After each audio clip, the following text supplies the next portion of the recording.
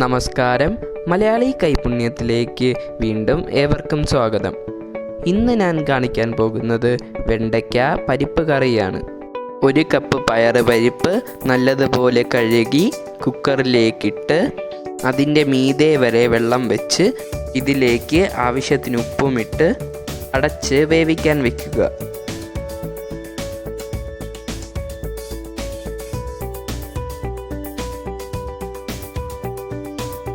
ഒരു പാൻ അടുപ്പിൽ വെച്ച് ലേശം എണ്ണ ഒഴിച്ച് ഇതിലേക്ക് ചെറുതായി അരിഞ്ഞു വെച്ചിരിക്കുന്ന ഒരു സവാള ഇട്ട് കൊടുക്കുക.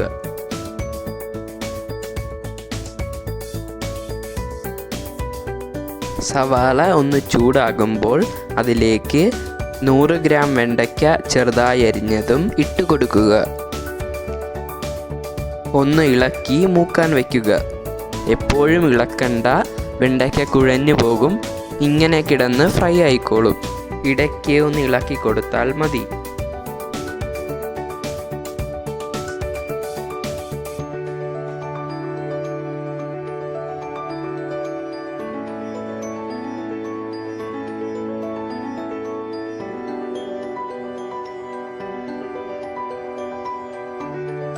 വെണ്ടയ്ക്കയും സവാളയും ഒന്ന് ഫ്രൈ ആയി തുടങ്ങുമ്പോൾ അതിലേക്ക് ആവശ്യത്തിന് ഉപ്പിട്ട് കൊടുക്കുക.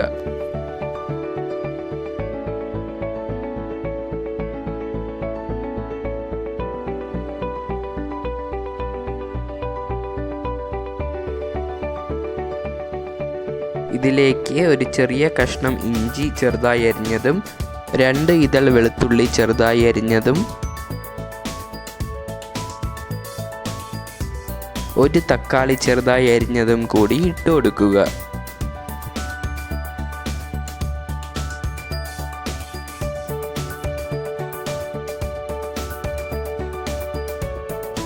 ഇതെല്ലാം കൂടി നല്ലതുപോലെ ഫ്രൈ ആയി വരണം.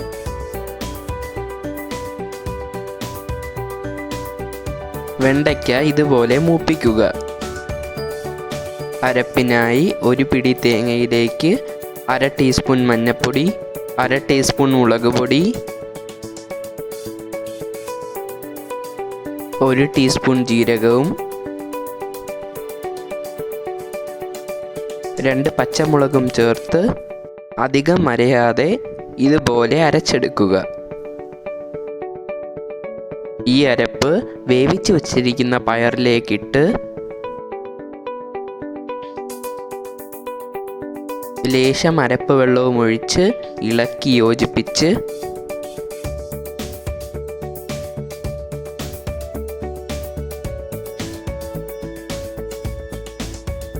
അതിലേക്ക് മൂപ്പിച്ച് വച്ചിരിക്കുന്ന വെണ്ടയ്ക്കയും കൂടി ഇട്ട് ഇളക്കുക.